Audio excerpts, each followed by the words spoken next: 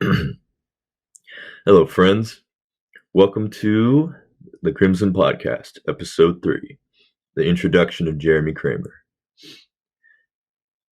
Jermey is an independent artist, musician, lead in the band Wormhead, and a very good friend of mine, as well as my partner in the Crimson Media Group. Today we will be talking about growing up in Lake County, things we like and dislike about movies, and lyrics to a specific song. You're just gonna have to wait to figure out which song that is. Now, disclaimer about this episode. We attempted to have video to go along with this one, but there were technical difficulties and it was a horrible fail. But rest assured, next time we will have everything under control. So in this episode, you will hear us fidgeting around, trying to get things to work right, starting and restarting things. In my opinion, it's kind of humorous, and yeah. So rest assured, we will step up our game next time.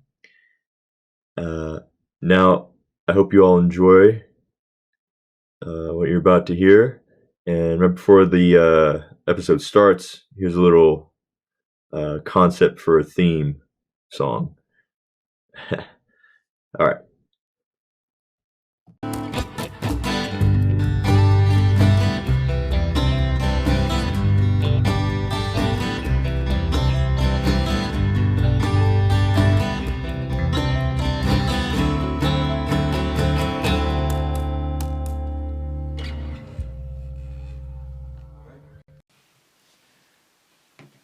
Let's just put our phones at the end of the table. Yeah.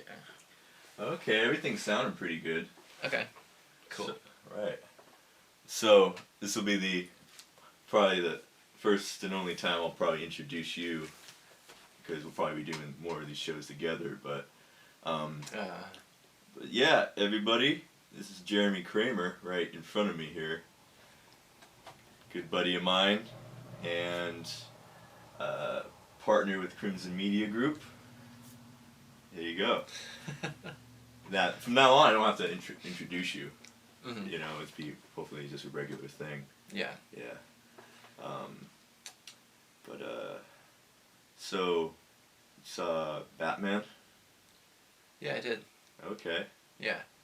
Nice. Okay. I wanted to see it in the theater, but time passed, and yeah, I wanted to go see it with you, but time passed. And Oh man. so we watched it on HBO.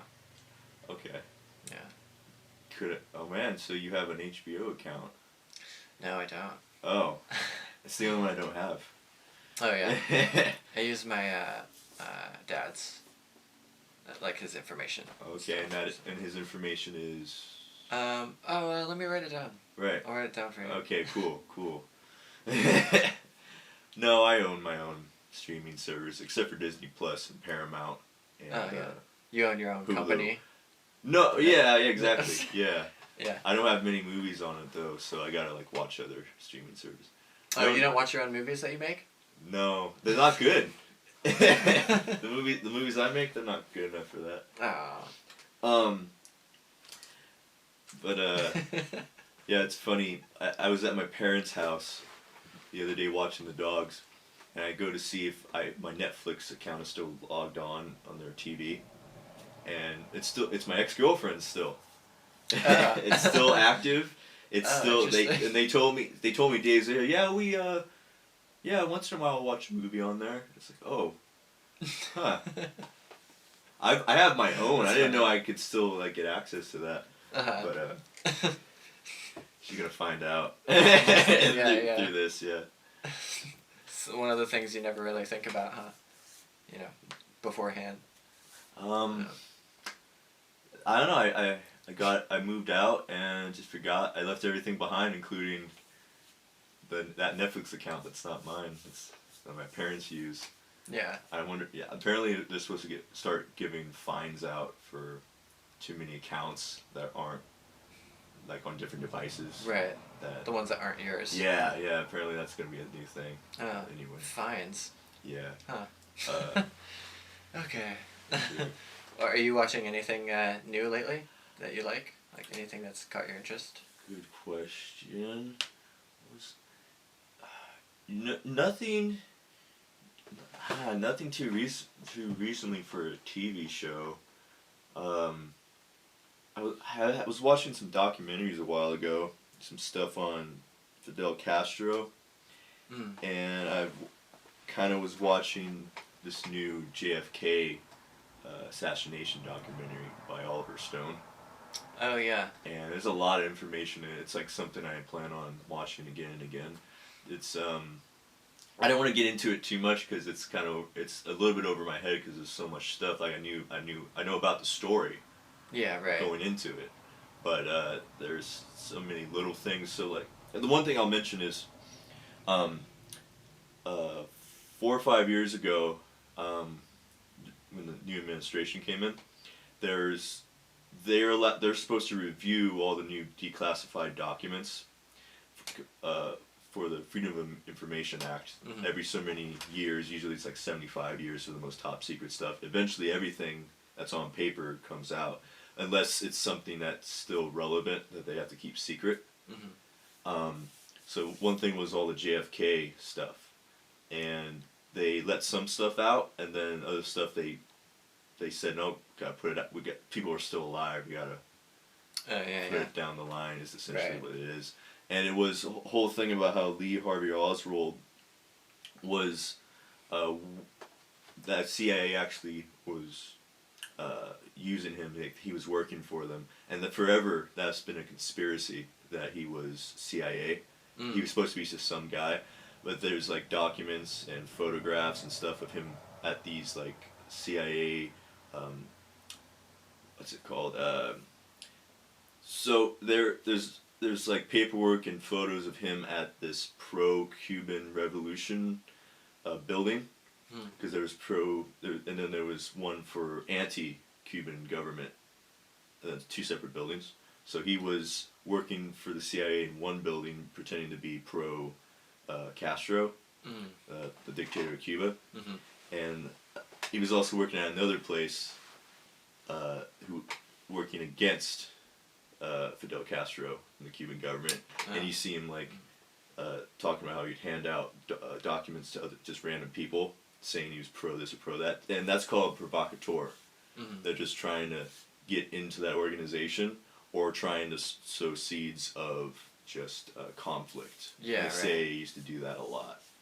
So that's one of the few things that they let out, in the paperwork, that he was at one point was working for the CIA, and they said that he wasn't, and they didn't know who he was in this whole thing.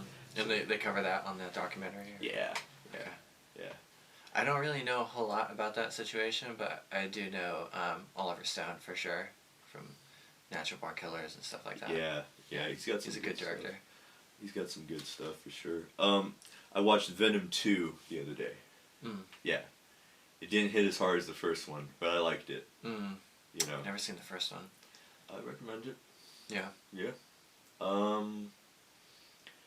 I can tell you more about the second one because it's been a while since I've seen the first one. I just remember it was really good. I don't know. I think they kind of rushed. They rushed a lot of different scenes in it. I think like the dialogue seemed rushed. Yeah. I see you haven't seen the first one, so I don't know what to tell you. It's a good movie. I think they were just setting it up though for the next movie. Yeah. Just kind of filler. I'm not really a big fan of that. You know. You know what I mean though? Like just setting up a movie just for the next one. Sure. Again, it's a good movie. It's just it didn't hit as hard as the first one, and I don't know. It's just that just seems what the purpose of the movie was. What did you like about the first one? Again, it's been a while since I've seen it, but I don't know. I just like I just like the whole process of him like being joined with the symbiote, which is Venom, Mm-hmm. and this whole backstory of how he's this uh, uh, creature that's actually not the most powerful or the most popular or the Mm-hmm. was the most successful in his society of symbiotes. He was an outcast, and on Earth, he's the man. You know, Yeah. it took when he joins with Eddie, the main character. Not only saves Eddie's life, but he's able to live the Venom. He's able to live on Earth and actually be powerful. Being no one can really stop him, and it's an anti-hero story. 'Cause Yeah. Venom does save people, but he eats people. Like he Okay. tries to find excuses to eat bad guys because they're bad guys, Yeah. and then Eddie has to like say, okay, we gotta weigh this out. They may be bad guys, but Mm-hmm. there's worse people than this guy who just stole some food or something. That's he doesn't need to be eaten. And Right. he's trying to, and Venom's trying to weigh why he shouldn't care Yeah. about what he eats, Right. and That's funny. yeah, and it's cool because in both movies they kind of keep going through that little nuance of trying to, who, the good and the bad, Mm-hmm. and how bad is someone until they are just, Dinner. yeah, it's just Yeah. bad enough for him to eat, Uh-huh. and he finds plenty of those Mm-hmm. too. It's I like that they weigh that all the time. Mm. How to a lot of people it's like to a lot of people it's you know bad or evil is to each their own almost, except for certain things everyone agrees upon, which is evil. Yeah. And I don't know, I like that that's discussed. Yeah, You that know. is a cool topic. That kind of reminds me of Hannibal a little bit. in a way. Yeah, right. Is Dexter a ripoff of Hannibal in that sense? Because doesn't Hannibal eat other serial killers, or is it just people he wants to eat? Um. And well, Dexter kills serial killers. So. Yeah. Dexter kills like serial killers and stuff like that. And Hannibal, it depends on, what they did to him. But if it's like someone, did something rude that he doesn't like. Right. It's But- all up to him. Yeah. Yeah. I think it's the same kind of situation though. It's like depends on who it is and if it means enough that they're so rotten to him that he just, he couldn't stop himself. Right. I haven't seen Dexter. That's why I'm asking. Like, it's similar in that way that they generally go for really bad people. Mm-hmm. Except for in Hannibal's case, he goes for that, but also whoever just kind of irritates him. Yeah. Okay. Yeah. Or whoever is just he feels is like their life is just like pointless. Right. He. That's the. He kind of puts it upon himself to be the judge. Mm-hmm. Yeah. Exactly. Yeah. Yeah. Have you seen the show, Hannibal? No, not yet. No. It's really good. It's new. It's a newer series, right? Yeah, newer. Okay. Yeah, new-ish. They're not going anymore, but there's 3 seasons, I think. Yeah, 3. They're pretty good. Yeah, you'd like it. Okay. For sure. Okay. Yeah, for sure you'd like it. Because it's like clever and well made, and there's a style to it, which is nice, like icing on the cake of an already good story. Yeah. Okay. Yeah. Do you think that was a better move to go to a series than another movie? Yeah, I wasn't really sure what to think, Going into it. because I like the movies so much. But yeah, they really, is the term fleshed it out? Like, they really got to, like, go into some stuff. And they changed some stuff, too. But yeah, it was good. They kind of mixed things up. but that like weren't in the, like it wasn't actually how it went in the story, but it didn't really matter that much. It wasn't like a big deal, you know. Yeah, it was good. I know what you mean by like fleshing it out. Mm-hmm. You know, I think with movies they have to like, what's the term? What's the phrase I'm looking for? Condense. Yeah, like try to. They have to put so much in 2 hours. Yeah. If, you know, and 3 hours would be better in a movie in terms of getting all, you know, a bunch of good stuff in there. Sometimes they rush it. Yeah. And then it's like a lame sequel. Yeah. One thing I wasn't sure about in the Hannibal show was going into it. I wasn't sure how Mads was going to do Hannibal because I'm so used to Anthony Hopkins as Hannibal, and when I think of Hannibal, that's what I think of is Anthony Hopkins. So I was like, this is going to be kind of weird because like I love Mads Mikkelsen as an actor. Okay. You know, he's good in James Bond.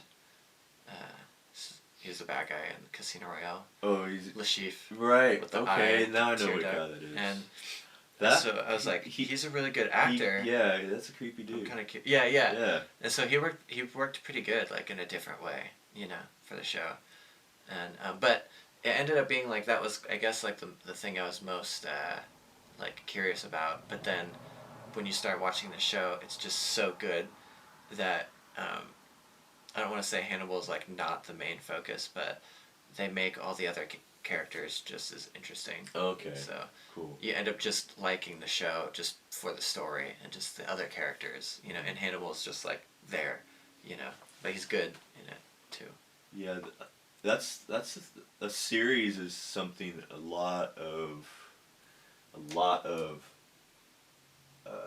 studios seem to want to do now, you know. Mm-hmm. Oh, hey.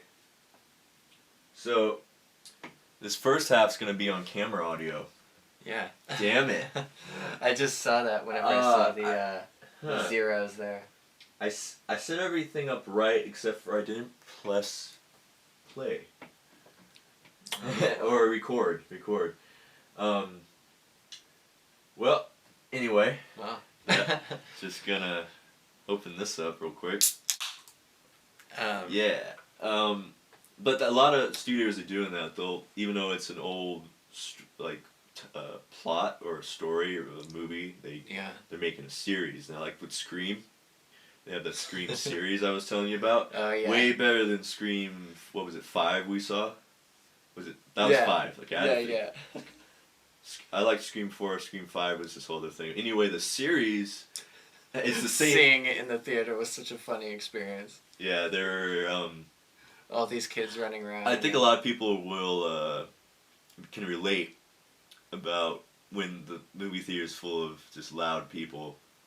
What happened? Yeah. Someone almost threw a drink at you, right? That's what. Well, yeah. When we I just kept it. hearing like fruit snacks or things falling, hitting the floor, and like, don't throw that at me again, you know, and just like all this stuff, and yeah, it.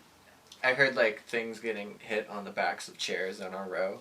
And I was like, man, if they throw it at me, like, it's just I'm gonna leave, you know, because it was already so loud and annoying. After you said, I'm just gonna beat this kid's ass.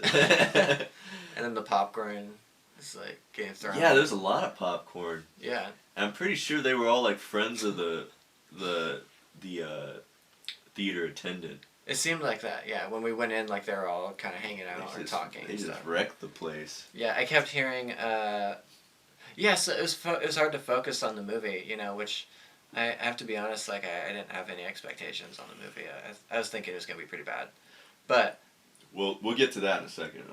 The series though, it's the same kind of effect for me when I wasn't sure going into it because it was an MTV production. And they still make good stuff, but it's a lot of like reality-based stuff, and sometimes it's kind of cheesy or ridiculous. Anyway, I didn't think I hadn't watched it for years because I kind of had a preconceived assumption that it was going to be bad. So did I. It was okay the first couple episodes, then it gets good. Then you're trying to figure out who the killer is. Like you have ideas, and then like it totally flips. It flips later in later episodes that you thought this person was in and it wasn't. Mm-hmm. And they, it seems like a simple serial killer horror movie plot, but they do it in a really cool way. And then eventually, like probably with you and Hannibal, is you get kind of sucked into the story, because now you're all in.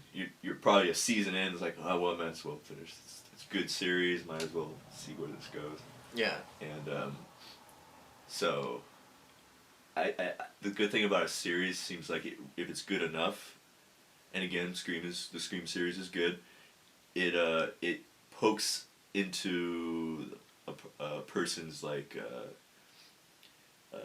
personal. Like us when we latch on to something we really love. Yeah. Like we're devoted to it, I'm trying to figure out the right word, but I think I know what you mean. if you spend enough time on something, you're devoted a little bit, or you're gonna have to have follow through or something. I think whatever that is, that's that's the effect of making a series instead of a movie where you got 2 hours and it doesn't get you. You're not gonna. Well, yeah, of course, yeah. And you saw those movies when you were a kid too, so you probably like even more so just like really liked them, you know. I remember liking them a lot as a kid too. I tried to watch them and I couldn't until I was a little bit older. Oh. Because I was so freaking scared of Scream movies. I would, when my parents would watch it, I would go in there and I know they were watching Scream, or even they were watching another movie like Chucky or something, and I would try to bear it to where I saw Ghostface, and as soon as that happened, I literally would leave because I was so fucking scared of it. It was so yeah. That's funny because when I was a kid, I watched those movies a lot, and I was never scared of Ghostface. I thought he was like really cool looking. Right, I was interested in that part too. Go ahead, sorry. But I found other things to be kind of creepy, like the dream part, and I think the second one where. Yeah.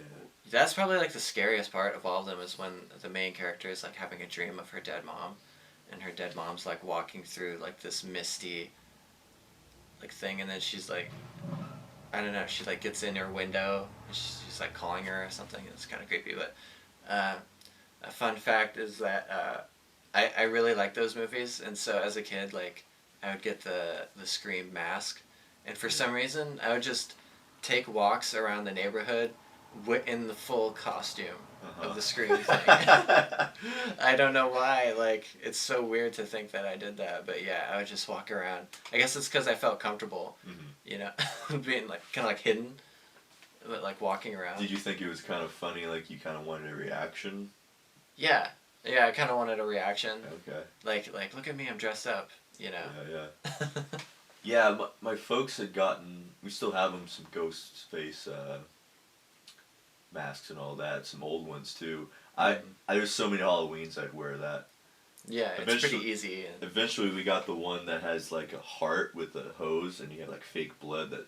Yeah, I got that too, yeah. Yeah, that thing was cool. Was that the thing that what was the thing you were most like frequently for Halloween? Or did you Ghostface. change? Ghostface. Yeah, we already had it. We already had the costume. Yeah. I'd be a vampire. I'd go back and forth between a vampire and Ghostface a lot. So now, did you put a lot of makeup on for vampire? I mean... Me and my siblings never really got into the makeup part. We would just get costumes. I was a stormtrooper too, if anyone can see that stormtrooper helmet. Looks like you can. Nice. Yeah, that doesn't fit my head anymore. I remember even as I got older, I would try to get it on my head. Like I would have to turn it this way and then that way. I was like, my face is all pressed up. Oh no, yeah. So what happened? Did the helmet get bigger? Yeah. No, eventually, no. Yeah. I mean, I can get my head in it now. You know, yeah, let's try. Yeah. But for curiosity's sake. But yeah, what else were you for Halloween in the past? Just. I know it's not gonna fit me. I just wanna. Yeah. Dracula. Vampire. Yeah, this isn't gonna work. Oh wow. Yeah, this is. You should just go like that. You should just go like that. I could literally get stuck in that thing. That's how tight I know. Yeah. It is. So you're Dracula. Yeah. and then like later, just kind of like random things that are just like a mixture of stuff, just like just makeup basically, and then at a certain point, like every day is just Halloween. Right. So. Yeah, it's funny how Halloween is a very like it's a very American holiday how we how it is here, and that a lot of people love it. Like it doesn't matter, I mean it matters.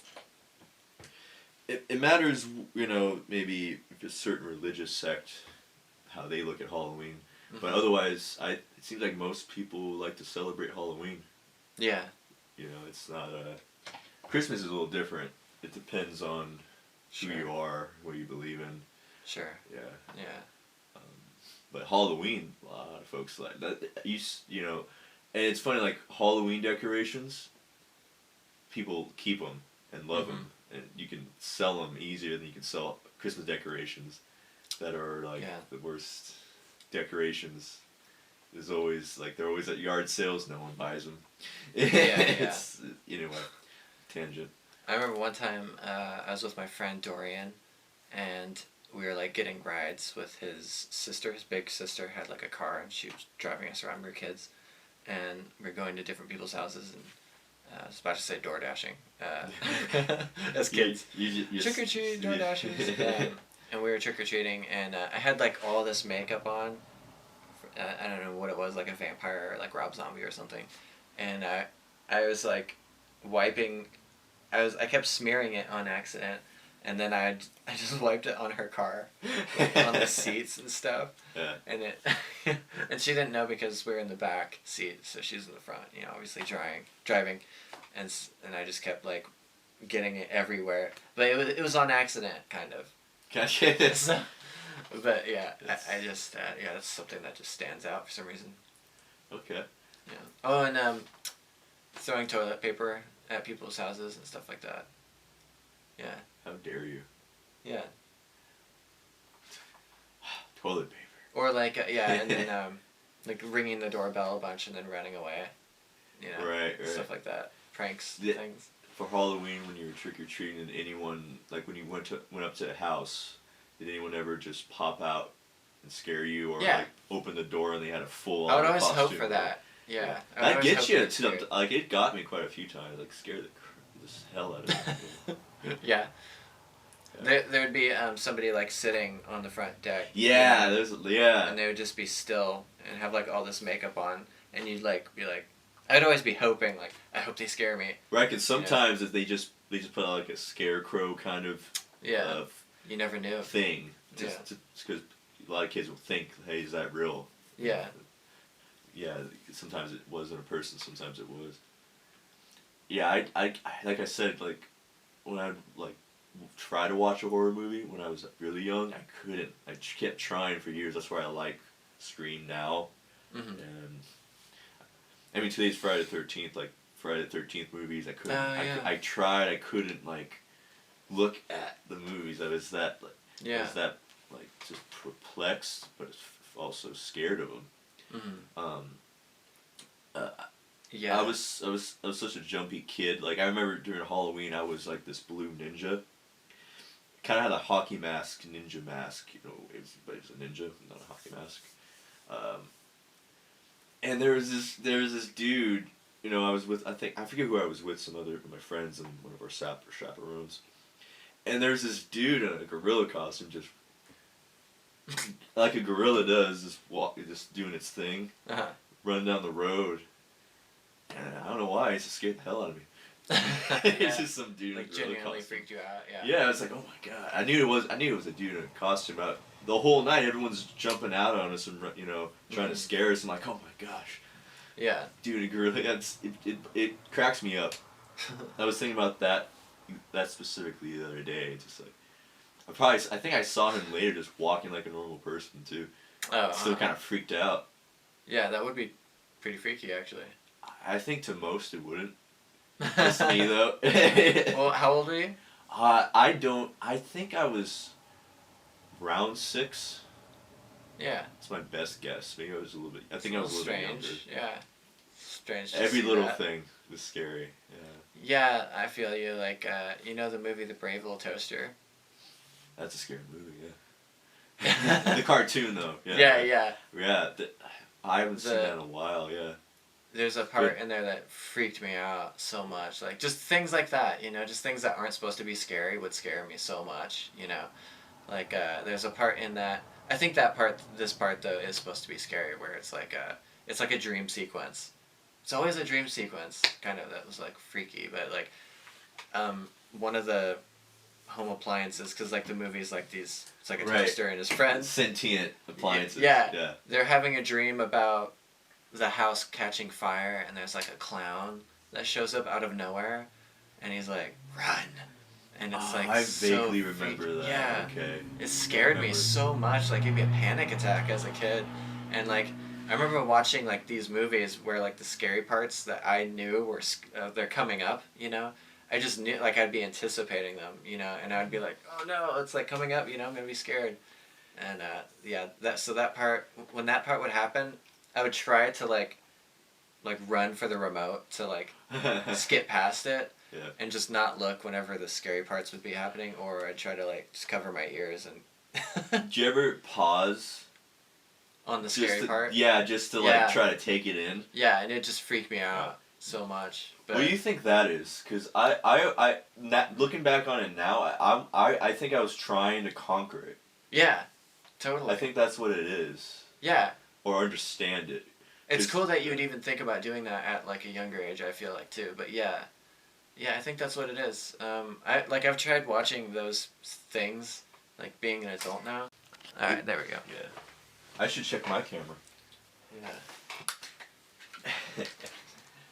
This is a new setup. We have to keep our cameras rolling at all times. They like to shut off. It's like a 25-minute thing or 30-minute thing. Every 30 minutes they turn off, so we have to restart them. Mine lasted pretty while.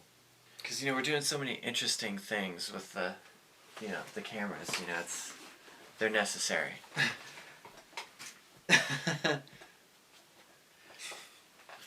Uh-oh. My battery was full. Now it's dead. It's dead. So this is our last hope. Alright, well, let's just keep talking for a second here. I have another battery. Yeah, That bums me out a little bit. We're testing. This is the test run, though, Yeah. I was gonna say, I liked Scream as a kid, and I liked those, like, the Halloween movies. Yeah. Yeah. But they weren't really, like, psychological or anything. It was kind of just for shock value, and just, like, pure... Well, that makes me think psychological, because, like, it's... At least for, like, the... I don't know, I mean from, like, the perspective of the characters that are constantly being chased. That's... Well, yeah. That messes with your head. Yeah. But you mean from the audience perspective? I mean, they're just slasher movies, like Scream, kind of. Yeah.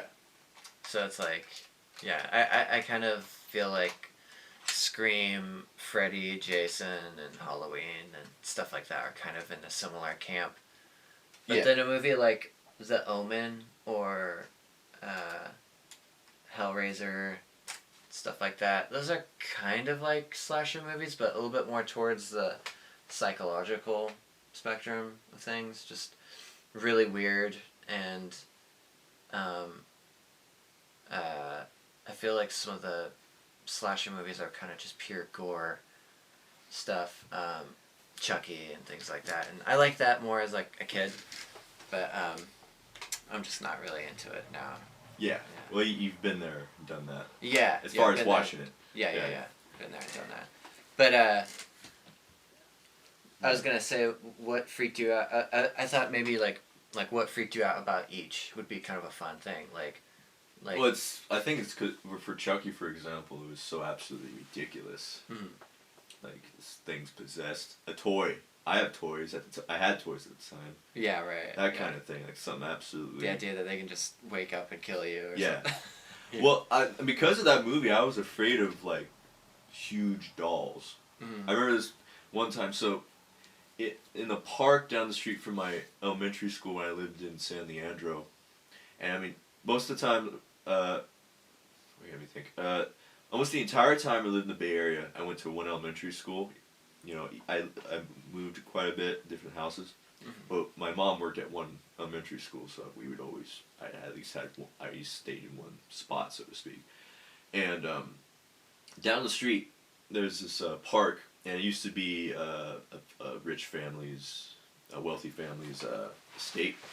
Now it's a park, and in the middle of the park is their old house, and you can go take tours of it and everything. Really nice old house, but in one room was the daughter's doll collection, and some of the dolls were like the size of us. Wow. Yeah. Maybe a little bit smaller. Right. Like I remember them being pretty huge, and a lot of them were, and it's really interesting. But I remember them being like all in the middle of a room.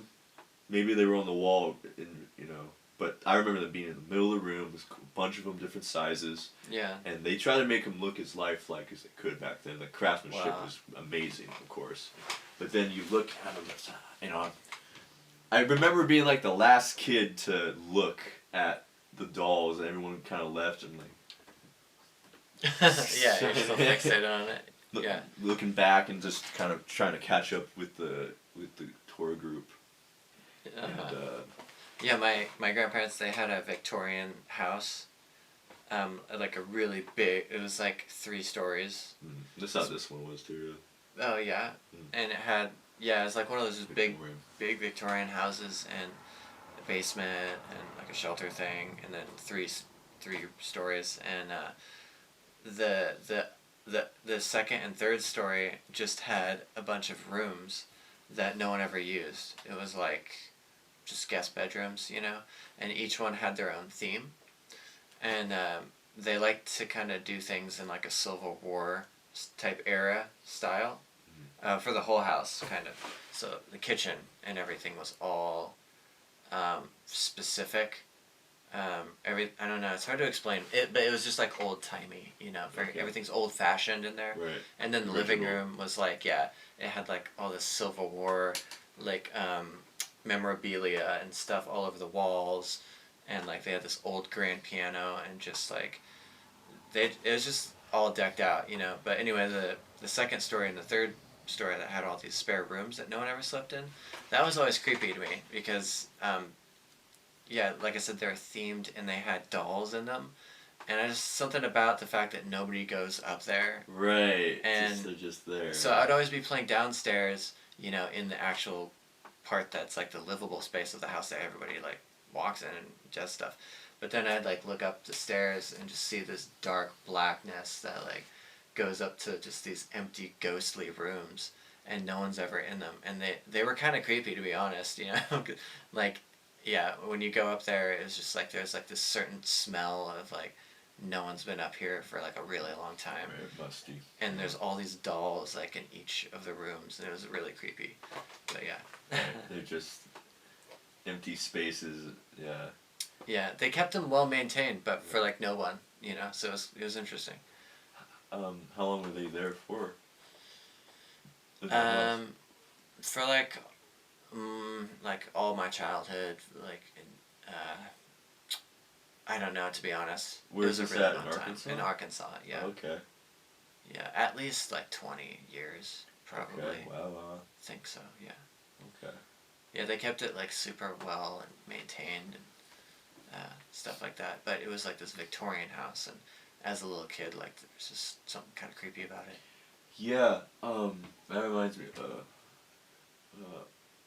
one of my ex-girlfriends, when she was growing up, her mom would, I forget exactly how it goes, but they would move into these old houses, and part of them living there was renovating the houses, and they're old houses.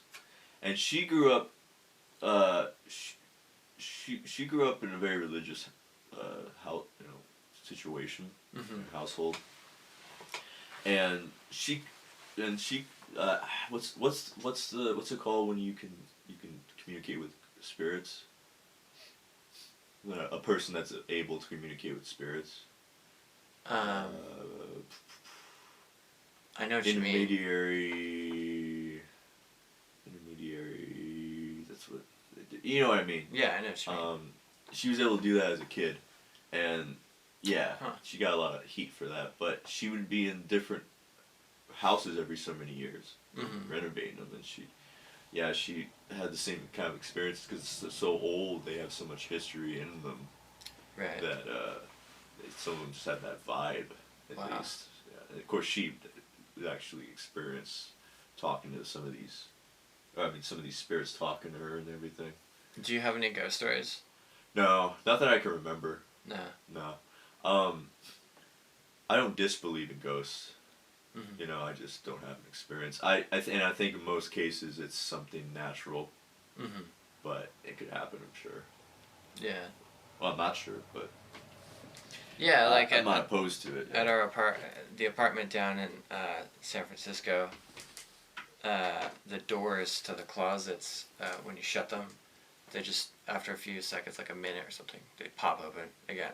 And it's just like an old building, you know. Yeah, maybe something's not level, or Yeah. it could be a lot of things. There's a lot. Yeah, there's a lot of areas that aren't level, and they're kind of just weird and funky. Yeah. But yeah. How long have you been down in this? How long have you been living at the San Francisco place now? 2 years now. Okay. Yeah. Okay. You've told me before, but what's the area around your apartment like? It's busy, I'm sure. Yeah, it's busy. It's in the Richmond district, and so it's right off. Yeah, it's right after you get off of the Golden Gate Bridge. It's one of the first towns, like right there, or first districts right there. And so there's a lot of restaurants. There's a lot of shops and things just right there. And there's a pizza place right underneath me. So Are you on a hill at all? Can you see? Do you have a view that can see far away, or you could just kind of see the buildings around? you just see the buildings Okay. around. Yeah, Cool, yeah, cool. yeah. All right. Yeah. Yeah, we're at like a mid-level part, and then there's a hill behind us and stuff. A mid-level part. Yeah, like you were saying, like you can just see all the buildings and stuff, but we're not on a hill, so we can't see like over Gotcha. everything, and like you can see the bridge, but it's like level kind of with us, you know. So Okay. yeah. I want to take advantage of this shot right here as much as I can, because I've been doing this. Oh yeah, Should have just put the camera over there, based on how I'm doing this, but yeah. But me and you actually grew up in the same area. Yeah. Here, right here in Clear Lake. Lake County, yeah. Yeah. Which, how do you feel about the place that you kind of grew up in? It grew on me. Yeah. Yeah, it's beautiful here. Yeah, it is. And yeah, I don't know. I like it here. My family's here. I'll probably always have some kind of something bringing me back here. Mm-hmm. Between my family's properties and all that, everyone I know. Yeah, I mean, it's the same kind of description I think anyone would have that has kind of fond and negative memories of when they grew up. Mm-hmm. Like, there's characters here, it's good and bad, you know. Yeah. Everywhere has their good and bad. Yeah. That whole general description that I think most people have of where they grew up is, yeah, there's good parts and bad parts. Do you find that do you appreciate it more that you're older? Yeah. Yeah. Yeah. Just because it's, well, you have to accept what you've been through. Yeah. You just have to. You know, you can't circumvent it. You gotta look at what's beneficial, what has transpired that's beneficial to you, and yeah, generally speaking. Because I have some really good memories here, of course. And yeah, it's beautiful here. You stuck around, so you kind of were able to go through the process of, like, if you did have a bad experience, now you don't necessarily lump that with the place as much, because you realize that if you stay and you try, you know, that you can find something awesome about the place and not just lump it in with everything else. Yeah. Kind of. Yeah, it's the other to, like, what someone would think about with you know, your first what's it called when you first impressions. Yeah. If someone just stopped by Clear Lake, you know, chances Sure. are, yeah, you might have a bad experience unless you're a fisherman, or like you hung out in a nicer part of the county. It's funny because this is such an area that I would think that no one. I used to think like no one would really know about this place at all, you know. And then when I graduated, not that long after I graduated, I moved down to L.A. and I would, you know, when people would be like, "Where are you from?" I'd be like, "Oh, Lake County," and they would either not know where that was, which is what I would expect, or they would be like, "Oh." Like, do you know where that is? And they're like, yeah, up north, right? And I'm like, yeah. And they're like, yeah, like above Santa Rosa. And I'm like, yeah. And they're like, yeah, I know that place. Is that okay? There's always something like that, you know. Something like that. But yeah, yeah. I just think your mindset changes. But I did used to kind of lump this place in with negativity, but kind of knowing the whole time that it is beautiful. Yeah. You know. But my mindset was a little bit different. Like, I'm thinking mostly whenever I felt the strongest that it was like a bad place or something was growing up and being in high school and like middle school. Well, elementary school and middle school is when I got bullied the most in school. Yeah, that sticks with you. Yeah, and I just felt like, being embarrassed in front of like an entire school and then being picked on and stuff like that, you kind of just associate everything with the town, involving the town with that kind of stuff. But things got a little bit better, and things got worse in middle school, but things got better in high school. And then, like, I was always thinking about musicians, right? Because that's whenever I was trying to find more musicians. And there's musicians here, but there's not a whole lot. And then I'm trying to figure out where I was going with that. But yeah, my mindset was kind of set on just like being kind of judgy, you know. If like a bad experience would happen, I'd just be like, oh, it's just this place, man. You know, I can't get out of here, you know, and stuff like that.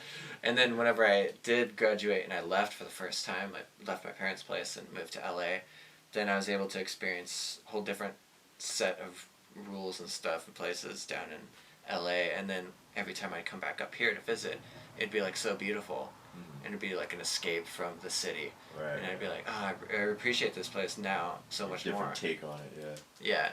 What that makes me think of is, what comes to mind is you talked about middle school and high school. Like, it's, if you have a bad experience during those years, seems really either sticks with you, as well, it either sticks with you or, what was I trying to get at? Everything seems worse then, and of course, not, you know, it probably would. if something crappy happens to you in those years, you don't really have any experiences beforehand to try to look at it a different way. Yeah. You need, like you said, you took some time away. Yeah. To figure out how you should look at life and all that, and then you got another take on the county. Yeah, especially when you're in your school years, because everything, I don't know about you, but I feel like most kids probably, especially for me, when you're in school, your whole world is just, this is what you're focusing on. Yeah. It's just your school is your life, like your social life and stuff, all your friends are there. Yeah. So it's like whatever happens there, good or bad, kind of dictates like, you know, because like when I'd be getting picked on and stuff like that, it just felt like the worst. You know, just like, oh, I don't want to be here anymore, please. You know, and stuff like that. And so it's just like, yeah, if something bad happened there, then it kind of, you know, until I found music and like started making music for the first time, then I was able to kind of like have my own thing to do, you know, other than school stuff. And I remember, especially during middle school, that's where I heard like a disdain for our hometown. Because anything that happened at home, kids would bring that right in there. You're talking about Oak Hill, right? Yeah. Yeah. You know what I mean? Like, but I think for anyone in that age group, if anything happened at home or around, you know, outside of school, it was some shit, you know, they had an argument or some unfair, whatever it may be. Because there's a lot of messed up kids Yeah. Yeah, it's just that it was that kind of school, and they would bring that right into school. Yeah. And then you start saying, yeah, I freaking hate it here. I can't. Yeah. As soon as I can, I'm moving out of here. Yeah. I heard that 1,000 times, and I always tried to like ignore it in a way. It's such a weird time. They're almost like they're shaping your opinion. I never was into that. Someone else shaping your opinion about it. So it gets into you no matter what. I feel like we should mention, because me and you, no one else knows this, but me and you went to the same schools, but the school that you're talking about right now in middle school, yeah, this is Oak Hill, yeah, and this was considered to be like the bad kid school. Right. In People town. got stabbed there. Yeah. Yeah. Fights all the time. Now, before I went to that school and joined you, like I was at Kelseyville, in a different school, and the perception there of how Oak Hill was, everybody would be like, oh, like everyone there at Oak Hill's like, that's like the bad kid school. You don't want to go there. Right. And then when my parents moved to Lower Lake, it was kind of like, well, you have to go to Oak Hill now. And I was like, oh no. Like, is there gonna, like, I've heard tales. There's like gangs and stuff like that, and so I was pretty like scared. But yeah. Just want to say, the gangs at Oak Hill were not really gangs. Yeah. A bunch of 13-year-old assholes. Yeah. Yeah, no, I remember my first day, like, I had this red dress shirt that I was gonna wear, and that was, like, a big problem, apparently. Oh, yeah, certain colors you couldn't wear, yeah. And we couldn't wear shirts with logos. Yeah. I remember that was a big deal, and I also had black nail polish on, and I remember being told, like, you gotta take that off, man. If you're gonna go to Oak Hill, you gotta take that off. It's like, okay. But who told you that? I don't want to say who it was. Okay, was it like the staff? I don't want them to feel bad. Okay, was it staff though? It was family. Okay. Yeah. But yeah. Yeah, I mean, that's the sucky thing about trying to be yourself. You know, whoever like cares for you and says not to do it, they're just worried that someone might be an asshole. Exactly. Yeah, and that probably sucks for them because they're like, hey, don't be yourself. Pretend to be right. someone else for That'd just be when you're weird. at school. Yeah. That's generally what they're saying. Yeah. Exactly. And it's unfortunate. Yeah, and but yeah, it was kind of cool though to go through that, because I remember I did have like a lot of fear going to that school, because I just heard so many bad things from being at Kelseyville. Yeah. Hearing from all of them saying bad things, and then and then I went there, and like my grandma worked there. She was the teacher there. Uh-huh. And so at least I had that.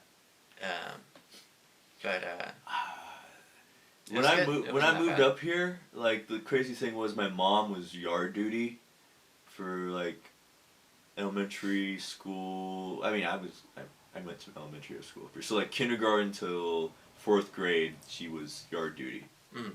Like when I moved up here, started 5th grade, she wasn't there anymore. Yeah. It's freaking really weird, you know. Yeah. And I don't know I was reliving realizing that. Yeah. This total shift, like no backup at all. Me and you, we never really saw each other. Like, I feel like at Oak Hill, or maybe we just had different friends and stuff like that. I think so. I don't remember you at Oak Hill. Yeah. To be honest, maybe. I came in later. Okay. Like in 8th grade. I was there in 07 and 08. Okay, yeah. That's easy for you to remember. 7th grade I was in there in 07. Yeah. 8th grade 08. Then started freshman year in 09. I don't remember seeing you at Lower Lake until like, I don't know, I want to say sophomore or junior year. Yeah. Because I'm sure I saw you beforehand, but I remember when you were playing with a band, right between like Leiferman's or who's the economics teacher? Yeah, I think it was. Yeah, right Mr. next to the Leiferman. Cafeteria and the kind of right before the bleachers to the. Oh yeah, we were doing Rock Week. Yeah. You're playing. Just playing some of my songs. Well, you also played Hurt. Oh yeah. Yeah, you played Hurt and Nine Inch Nails, and that's the first time we talked to each other. I'm pretty sure. Okay, yeah. Because I was telling you, hey, I really like that. And you're like, thanks, man. Yeah, I do. Yeah, I do remember that kind of. Yeah. Okay. Yeah, I think that was in the yearbook. You had short hair. Yeah. And, yeah. Probably had a goatee. Yeah, and you definitely hung out with people that like I didn't really have any friends, so because I would just be in the library a whole lot, so I don't think we never really hung out. Right. I would just go through there, to the library. Mm-hmm. I'd only hang out there once in a while, because I couldn't stand still, so as soon as we had like time out from class, I'd walk around and talk to everybody. Yeah. So we definitely probably talked beyond that. I just don't remember. So you'd walk to different friend groups and stuff like that? Yeah, I had my That's main cool. friend group, but I just, I like talking to everybody. Yeah. So everyone knew me and everything. That's cool. But not everyone. I didn't talk to everyone, because there's some groups that like had the whole reputation of being assholes. Uh-huh. But most of Like everyone who? there was We cool. name names. I'm not naming names. It's Let's so name long some names. ago. Nice. They were probably hella cool. Based on my philosophy how to approach people, I should have approached them more, because they'd probably been cool. But I don't know. It's yeah. Anyway.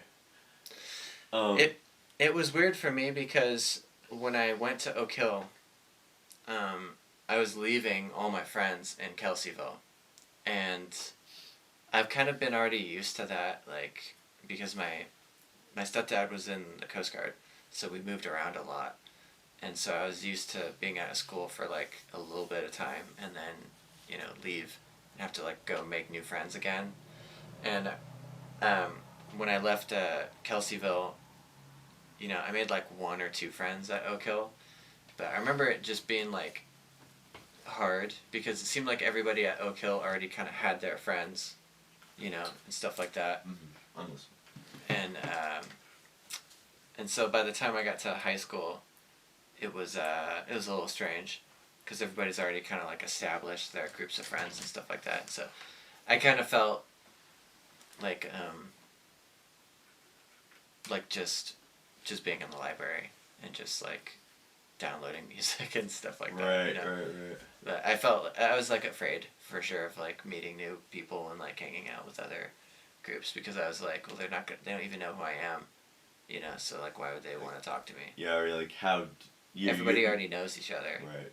You're literally discussing. You're literally speaking of how someone goes about learning how to talk to people or approach groups new to them and all that. That's interesting, because because we're kids. We're talking about when we were kids. We've never done really anything beforehand.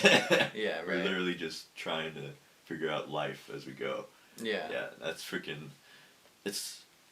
At the time, everything was kind of stressful too. Mm-hmm. Yeah, I hated middle school. I met Yeah. some of my long-standing friends there, Mm-hmm. but geez, everyone was always pissed off. We all got hormones those years, so we were like all the time. Just everything was frustrating. Everything was stupid. Shout out to Jonathan Silsby, Alex Phillip, and Tyler Rose for being my friends. That kind of took me under their wing. Oh, nice. I like those guys. Oh, and Caitlin Lawson. Hmm. They were super nice. Kind of like made me feel better about it. Yeah. Oh. It's funny. My hair hasn't been this long since middle school. Oh, cool. Yeah. I got a lot of shit for my hair back then. I didn't take care of it. I Uh-huh. washed it every day. You're not supposed to wash it every day. I did. It looked great when I left the house because it was wet. Mm-hmm. But then it just becomes a poof ball. Yeah, I got a lot of man. shit for it. Especially since kids knew I didn't like, them bugging me about it. Mm-hmm. That's mostly it. Yeah. Did you? Now I have a beard. Yeah. One real quick thing, like you're talking about washing your hair and stuff. I did not know this for the longest time, but when you condition your hair, it's better to condition just the ends.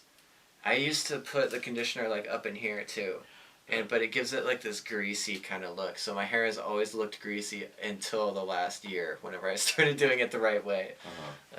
Well, I still have to. That's correct what you're talking about. I still do it up here on the scalp because I have to clear out crap because I sweat like crazy. Right. I have eczema now, so it's like Yeah. it's all eczema. dry and stuff. So Yeah. No one wants to hear about this. I was gonna My ask you dandruff. if Flakes. I was gonna ask you more about dandruff and stuff. No, I was gonna ask you about Frosted flakes. Frosty the Snowman. Did you play in any bands, or did you play with musicians in school and stuff like that, or no? Not until like free up storage space. Oh, I'm gonna need to. Yeah, this is our first test run of this setup. Yes. So we'll work out the issues here. I didn't play. Let me think here. I would play bass at my friend Chance Taylor's house with my buddy Lucas in like 5th, 6th grade. Didn't know what I was doing. They were actually a lot better than I was, of course. Mm-hmm. But yeah, I was just kind of making noise. And then I didn't really do anything until like maybe late sophomore, maybe junior year. I joined concert band. Oh, okay. And that's where I learned to drum. Oh yeah, yeah. That's funny. Like we started. It was the wheel class. Yeah. So when you camera went out on the laptop. Anyway, We're losing our cameras here. yeah, you get. Oh, I gotta be quick. So you get to experience one kind of elective for a week. Mm-hmm. And then you go to another elective and experience it for a week. Yes. And then Yeah. by next year, you get to choose your elective. And I ended up choosing music. Oh, cool. And that's how I got into that. And it was funny, Tyler was in that with me. No. I did the wheel class. Colorful. Then he came in on another class. And I remember I was showing him how to read drum music. Oh, cool. Yeah, I don't know if I taught him the basics of drumming. I'm pretty sure he knew some stuff before that, but I remember that. That's where I like first met him. Camera check. See, I set my camera to have a longer. Okay, it's still recording. We apologize for the inconvenience. No, of we having don't to check our- apologize. This is everyone should be happy to see us at our weak moments. Should be happy to wait on us to Privileged. check our cameras and Yeah. make sure we're still rolling here. Yeah, privilege. Those are the best parts. Yeah, on the laptop computer, there's no more storage space. Well, So I'm gonna move over to this one. So hey, so you went and saw Gary Newman? yeah. Let's talk about Gary Newman. Um, You had a good time? yeah, of course. I think I might have been the oldest person there by 40 years.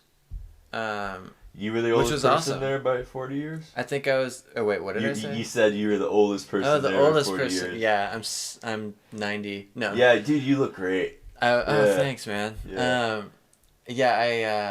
No, the youngest person there, I think by far, because everybody knows him from like his work in the 70s and stuff like that. I think like his biggest hits were from the 70s and the 80s. So it's a much more older crowd. What hits did he have in the 70s? 70s and 80s, he had hits like Cars. Right, that was in the 80s. What was in the 70s? I can't think of it. It was with this other band called the Tube Army. Gary Newman and or maybe that's what it was, Tube Army, but yeah. I like that it's just an endless. Oh wow, that's cool. Yeah. But yeah, seeing him was really cool because I just gotten into him again, and then you told me that he was playing. Like, hey, Gary Newman's playing the next day. Yeah. We were just talking about him briefly, and you're like, hey, I just see that he's playing tomorrow in Petaluma. So I just was like, oh my god, what? So I went down there and saw it, and it was really cool. I gave his sound guy one of my CDs, and then Petaluma's like a really small kind of city town thing, Right. so it's cool that he was playing there of all places. What was the venue? The Mystic Theater. Yeah, a lot of bands seem to play there. That seems like a good stopping point. Yeah. You know, like a lot of different levels of acts go there. Yeah. Yeah. Yeah, totally. It's like a known place, I guess, to go to. But it's smaller. Mm-hmm. And so that was really cool to have it be like an intimate setting, sort of, you know. Have to check on the audio. Right on. But yeah. Yeah, it was pretty cool. And then you got to see Doyle recently. Yeah. How was that? Yeah, I saw Doyle, who is the it's a band headed up by Doyle, who is the guitarist for the Misfits, and it's a metal band. They freaking kicked ass. It's a very small venue. Like there was a bar which was one long table. It's one long room, and then the next room was stage, and I'm guessing there was 80 people stacked in the venue itself. You know, when they were playing. It was 4 other bands. I'll remember the other one, something Salem. But it was really freaking cool. Everyone was having a good time. Everyone was thrashing around. And Doyle is associated for the people that don't know, Doyle's associated with the Misfits because of why? His brother is one of the founding members, and they needed a guitar player at one point because they just kept having bad, relationships with their guitar players, and they just got him in there because he was their tech, or their roadie, and he already knew the stuff.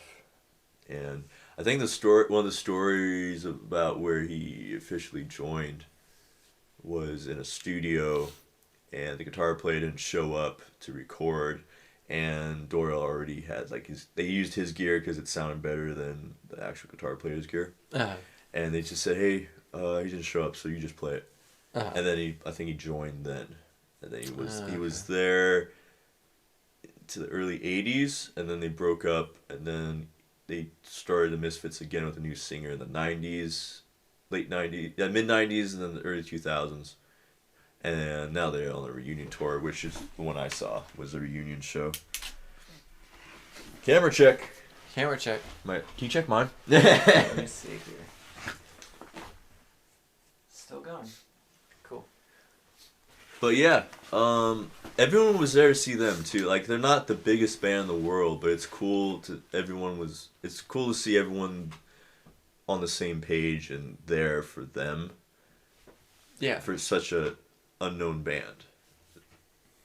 I don't know, it's a different kind of energy when everyone's into it, if that makes sense. Yeah. Yeah. And it's a smaller, intimate place. Yeah. You know, I like those kind of shows. It was probably apparently it was the smallest venue of their tour. Okay. Yeah. I feel like that might have been similar They for played the Gary. Whiskey the next day. Where? In LA, the Whiskey A Go Go. Oh, okay, They cool. played 2 nights there the next day. Nice. And then the day after. Yeah. That's cool. Yeah. Oh, I wanted to look up so we're gonna look up lyrics of some band we like. What's the first one that comes to mind? That was so weird. That'll be funny to listen back to that. Oh, I guess because I'm using the camera on this guy, that it's starting to have trouble. That's what I was worried about. Anyway, what's the first one that comes to mind? You know, Nirvana?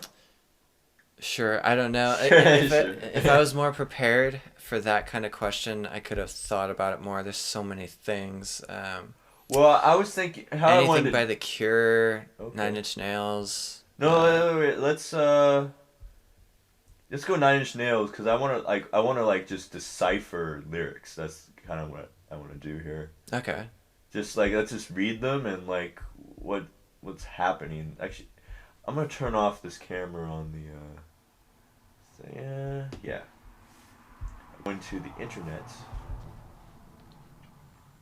And I'll post the lyrics on the video It's like on a separate little okay. window, so we don't have to. They don't have to see it. Huh? Audio is weird. Okay, what song? Man. Wonder if it's recording all this freaking craziness. I know, yeah. Or if we're just gonna sound like we're going crazy. Happening.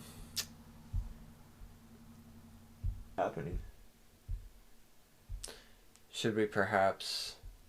I'll look it up on my phone. I think less we do with this computer. Oh, right. That's a good point. Okay. Um... We could either pick a fan favorite or so weird. my computer's having trouble. This isn't the workhorse, you know. Anyway, okay.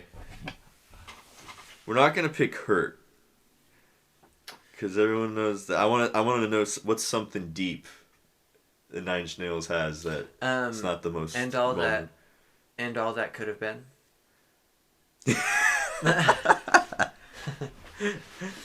And all that could have been. N-I-N. And lyrics. Yes. My friend Lydia in North Carolina just saw Nine Inch Nails. Oh, cool. Yeah, they're on tour again. That's pretty cool.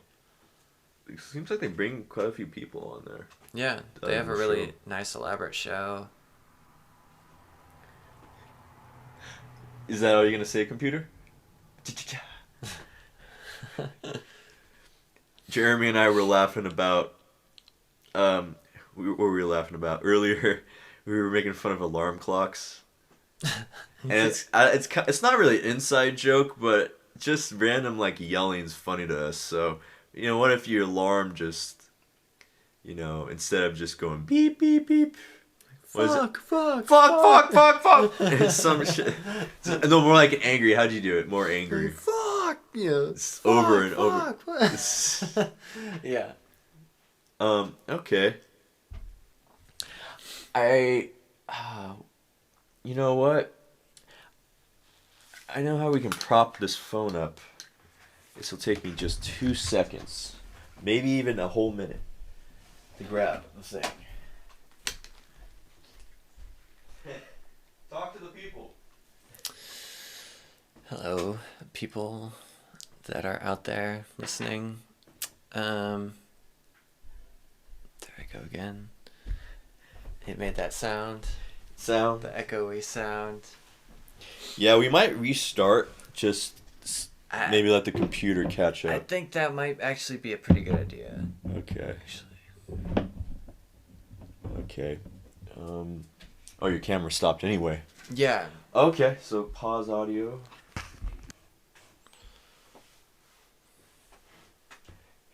All right. Oof. Static. It's gonna do that, huh? And we are back. We're back. Technical difficulties has brought Jeremy and I to the conclusion that this is our first audio-only podcast because of what happened. There was a hurricane. Yeah, some tornadoes and stuff. Yeah, right. I remember that. Cows flying everywhere. Dude, yeah, that was... I didn't like that. Yeah. So, alright, so this is where we left off, where we know we left off of there before the technical difficulties was we were going to look at a song and the lyrics of that song. What do we have here, Jeremy? The song is And All That Could Have Been by Nine Inch Nails. Okay. So, oh. It's not gonna be the last time that happens. Okay. So I'm pretty sure I haven't heard this one before. Yeah, it's kind of like a rare song. Like a B-side or just... And All That Could Have Been, it's a live album, but he included this side CD that had different versions of songs of his, and he played them that in instrumentals, and they're all like mostly piano and like softer kind of stuff. Okay. And this song, I feel like it was probably a B-side off the album The Fragile, but yeah. So it's a more rare song of Okay, his. so fans know this song then. Yeah, fans Die really Hard. like this song. Okay. So it's okay, let's break into these lyrics. So breeze still carrying the sound, maybe I'll disappear. Tracks will fade in the snow. You won't find me here. Breeze still carrying the sound. Okay, so something goes on and on and on forever. Does it? So it hasn't died yet. Yeah, Right. Maybe I'll disappear. Like I'll disappear it's before the sound disappears. yeah. Of course, with the music in it, obviously it's a little bit better to understand or like get the full feel of it. But yeah, I could say that with all of his music though, because it's just like the music speaks for itself, you know. But Oh yeah. the music's very sad sounding. Okay. So far, it sounds like a sad thing. Tracks will fade in the snow. So it sounds like it's holding on to something. You know. Mm. You won't find me here. Okay. Ice is starting to form, ending what had begun. I am locked in my head with what I've done. Okay, so he's really holding on, or someone's really holding on to a memory of something that happened. Something very important. It's so weird to, but like in a Break it cool way down, to yeah. break it down without hearing the music because it makes him sound even more. It makes this song sound even more creepy. You know, just like reading it. But yeah, What do you think's happening? Like with these first two paragraphs. just sounds like someone. Um, Not happy. You're right. To put it in general. Okay, you won't be finding me here. Ice is starting to form. I want to be going. Ice is starting to form, so he's in the snow. If we're taking it literally, to respect the song, I'm going back and forth between literal and abstract. The song actually has a very cold ambience to it. You know what I mean. Like it sounds cold. If that makes sense. And then like with these lyrics, it feels cold too. And I feel like the breeze still carries the sound, and like the tracks fade in the snow and stuff like that. I think that's. Well, like, well, I think it's kind of to describe like the way he's feeling about something, or like whatever. Something happened. It feels in the cold. past. Yeah. Something cold happened. Yeah. Right. You know. Right. So, I have not heard this song. I haven't read the rest of it yet. It sounds like something really crazy happened in the snow. To take it literal for a second.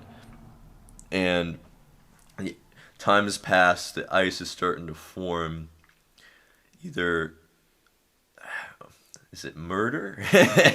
Is the body getting, is the ice forming over the body? It's been long enough that the ice is forming over it. The sound, Capri's still carrying the sound of what? Of this occurrence? And going back to abstract, memories, energy, never really goes away. So But where are we we at will. now? Right up here still. Still in Okay. the first two. Okay, that's what I thought. All Yeah. right. You know what I mean? Like, Breeze still carrying the sound. Maybe I'll disappear. You, it's something that goes on forever, or maybe you're questioning your own mortality, maybe. Again, it's only the first two. Yeah. I know you tried to rescue me, didn't let anyone get in, left with a trace of all that was, all that could have been. Okay. Rescue me, didn't let anyone get in. The trace of all that was. So again, it's just they're fixating on a memory of some event. Yeah, either talking to someone else in particular, or it's like to himself, I feel like. Right, just declaring. It sounds like declaring to someone else what they meant to him. I know you tried to rescue me. Didn't let anyone get in. Left with a trace of all that was, and all that could have been. Um, Well, it sounds like a little bit of regret and all that could have been. And then I know you tried to rescue me. It's like either someone in particular or himself or something. mm-hmm. Didn't let anyone get in, so change wasn't occurring. Seems like not letting change occur. Mm-hmm. Right, just trapped in himself, whomever self, and someone convinced them to break out of that. The sound about right, or Yeah. okay. All right. I know you tried to rescue me, didn't let anyone get in, left with a trace of all that was and all that could have been. Please take this and run far away from me. I am tainted, the two of us were never meant to be. Okay. Cool. Okay. How's it, I'm trying to, like, also remember what we read before. I'm sorry.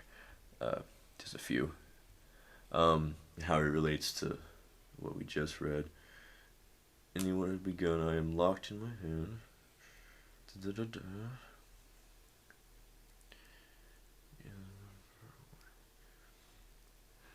Wow, like, really hard on himself. Oh yeah. Oh, yeah. yeah. I think I like that he goes back and forth between like the breeze still carries the sound, things like that. Tracks will fade in the snow to just please take this and run far away. I'm tainted. The two of us were never meant to be. I like the abstract stuff mixed in with the a little bit more literal stuff.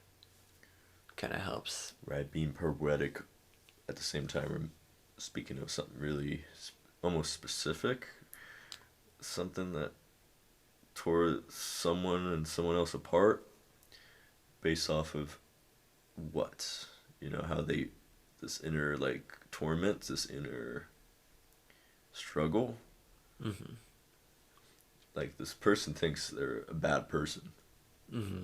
Like, for sure. Like, and whoever they're speaking of is their light. Like, totally their better half, someone. Mm-hmm. Maybe a lover, maybe someone they just care about. It's definitely, they see them as a better person than whomever. Yeah. I agree with that, yeah. All these pieces and wait, am I there? Please take this. Yeah. Okay. And you can go back and forth too. I'm just all these pieces and promises and left behinds. If only I could see in my nothing you meant everything, everything to me. Time fading, everything, and all that could have been, could have been. Oh, could have been, could have been.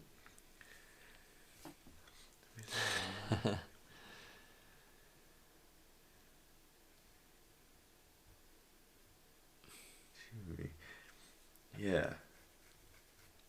Cool. Cool. Yeah, and the music to it's really good too. But, really? yeah. I gotta hear it, yeah. I'd play it, but I mean, we don't have. We might play it in a second. Yeah, we'll probably play it in a second. We don't have any ads or anything that can get us demonetized yet. So. Oh, okay, yeah. Yeah. Please take this and run far away, far as you can see. I am tainted, and happiness and peace of mind were never meant for me. Jeez, God, I've been pretty sad too. That I mean, yeah, this is someone who really thinks they are not a good person, and how they're trying to live vicariously almost through this other person who they think's a great person. And I wonder why that is, with him in particular, because I mean, I don't know him, of course, but he seems like not like a bad guy, right? I mean, and this is back in the day in the 90s. Okay. So I know that he had like problems with drugs and alcohol and stuff like that. So maybe he was an asshole a little bit, or felt like he was being an asshole or something. Maybe it's just something he always fights. Like he knows what he doesn't want to be. Yeah. Maybe this is just a poem that kind of just puts out there. Maybe someone else thinks that way. What was I getting at? The part you meant everything to me. I don't know for sure, but that's also a line in. I know it's just a little small line. You meant everything to me, but that's also in a Gary Newman song, and he's a huge fan of Gary Newman. Gary Newman's like one of his idols. So you thinking maybe there's a tie in there? I think so. Okay. A little bit, yeah. Okay. Yeah, what comes off to me right now is, this is letting whoever, fans of this song or whoever's listening to it that like it, might look into themselves and think, what am I, who am I not wanting to be like, I know, I've struggled with in the past. I try not to be arrogant. I think arrogance is the worst thing ever, and I'm pretty good at not being arrogant, I think. I think everyone has this archetype of who they don't want to be. So that's what I was getting at earlier. I think this is what this is getting at. I always archetype of who you don't want to be. Yeah. On that note, I don't know about you, but I always feel like I can drift off into these kind of daydreams thinking about alternative versions of myself. I think about different, whether it's career choices or just different life paths, and friend circles I could be in, different scenarios I could be in right now, and how that kind of pertains to the road I'm on right now, and what don't I like about that, and what do I like about that, and things like that. And I think about that quite often, and usually there's paths that I think about that I'm like, I don't want to do that, I don't want to be one of them. I think of as a person that's wasting time, I don't want to be that version of me, in that parallel universe or whatever that it's I don't want to be the version of Jermey that's just wasting his time on his phone all the time, or just not making enough good music, or that I don't get anywhere with my music. That's the one that I don't like, and I try to be the one that is current. Not even the I have visions of what I would like to be doing, and my dreams, and that path and stuff like that. But I just try to be aware of the one that I'm on right now. Yeah. And where it could go, and yeah. Introspection. Hell yeah. Then this seems to be that. It seems to be that. It's but more of the looking back on what could have been, what what way maybe it would have gone. Yeah. Okay. Time fading, everything and all that could have been, could have been. Please take this and run far away, far as you can see. I am tainted, and happiness and peace of mind were never meant for me. Pretty good. Pretty good, pretty good. Ah, man, so this is someone looking back and like, fuck, I messed up. I, yeah, yeah, they're in the moment and looking back and like, wow, I didn't do the right thing. Whatever it is. All these pieces and promises and left behinds. If only I could see in my nothing, you meant everything, everything to me. So maybe everything isn't. I mean, it's almost like. So it goes back and forth talking about you meant everything, that and back here, it's almost like they're speaking of someone who is their better person, almost like it's someone else, but really it's like what you were saying. It's personifying another version of themselves. Maybe it's not a whole different being. It's literally what they strive. They wish what they wish they could have been. Yeah. Yeah, perhaps. Yeah, I think you got it. Yeah. Cool. Yeah, it's one of those ones I feel like we'll never know the true answer. Oh no, but this is what music's about. We kind of read into it and try to just have fun. Mm-hmm. Because it's just we get out of it what we want, really. Yeah. All these pieces and promises and left behind. If only I could see in my nothing, you meant everything to me.